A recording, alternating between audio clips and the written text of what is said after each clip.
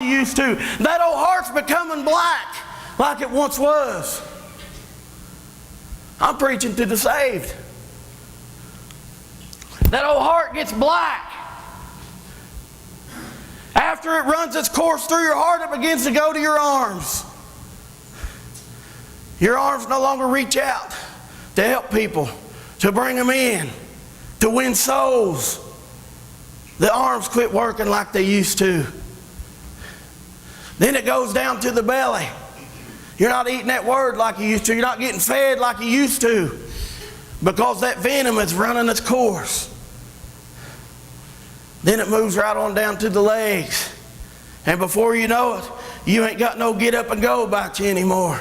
Your get up and go's done got up and left. All because of that one strike of venom that started here, or maybe started here, but run its course through your whole body.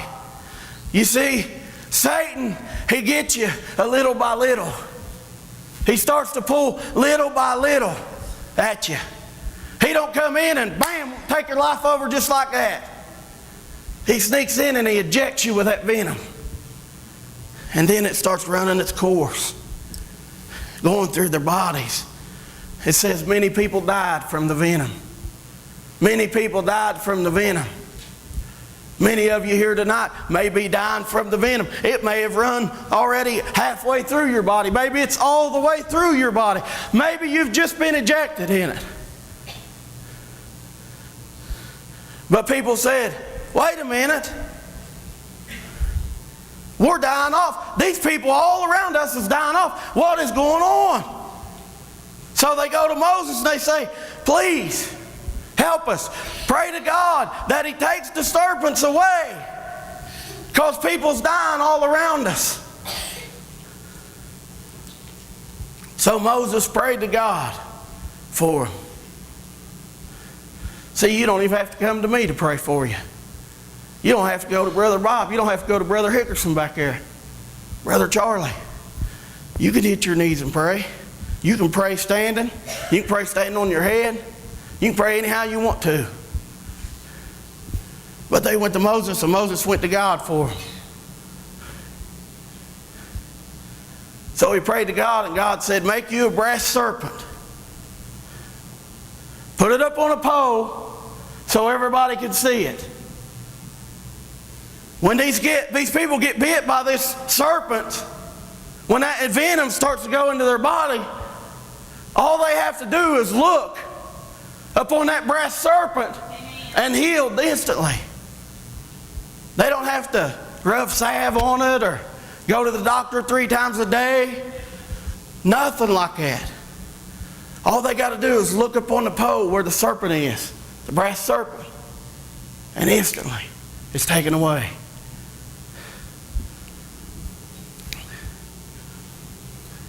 If you look around today, old Satan has stepped in. He's doing his job. I ain't giving him credit.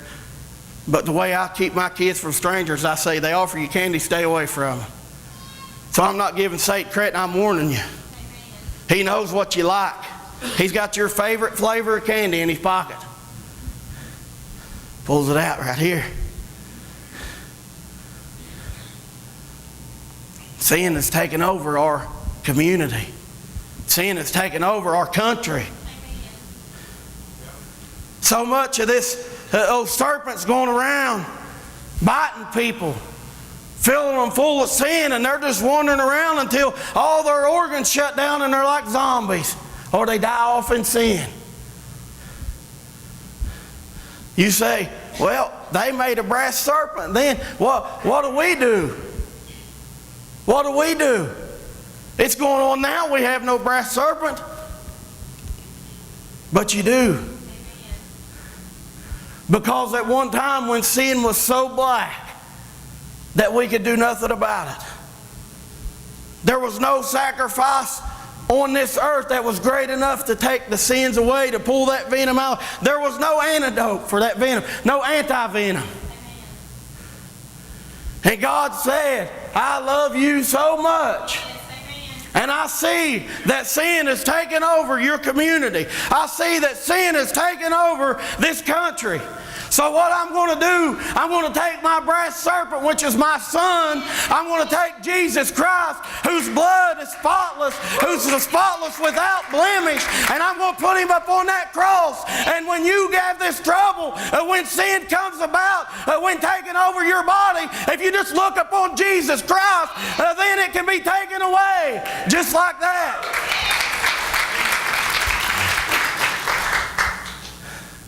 They had a brass serpent on a pole. We have a lamb without spot or blemish. There was no other greater sacrifice than Jesus Christ. You say, why a serpent? Brass serpent to get rid of the serpents. Why Jesus? To get rid of sin. Jesus became that sin for you and I. He bore all that sin for you and I. Every bit of it. And he was put up on that cross.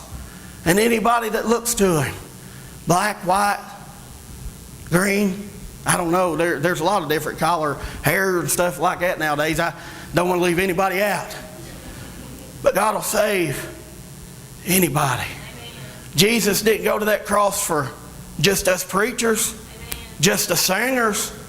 Jesus went to that cross for that guy in the jailhouse, for that bum laying on the street bumming for that dollar. God sent His Son to die for every lost soul out there. Each and every one. Went to the jail the other night. Give you a little testimony. I like to give this testimony. Hadn't been for a while. My grandmother passed away, so we hadn't been for a couple weeks.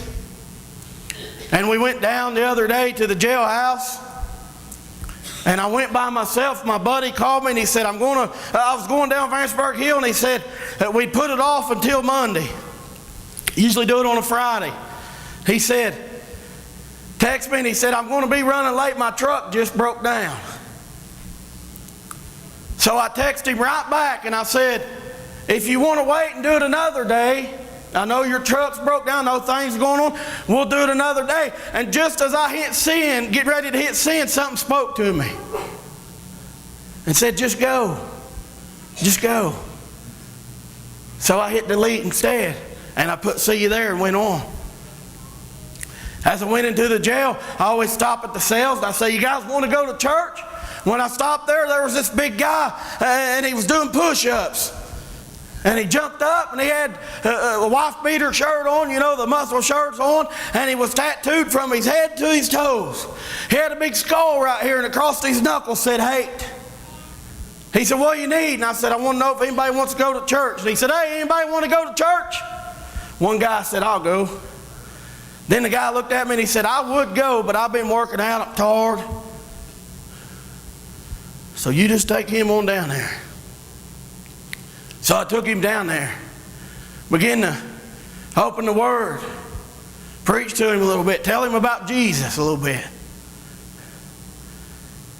And then I seen a guy peek in. He pecked on the door and it was that guy. He said, you mind if I just come on in? I said, brother, come on in. Come on in. Sat down and started to preach.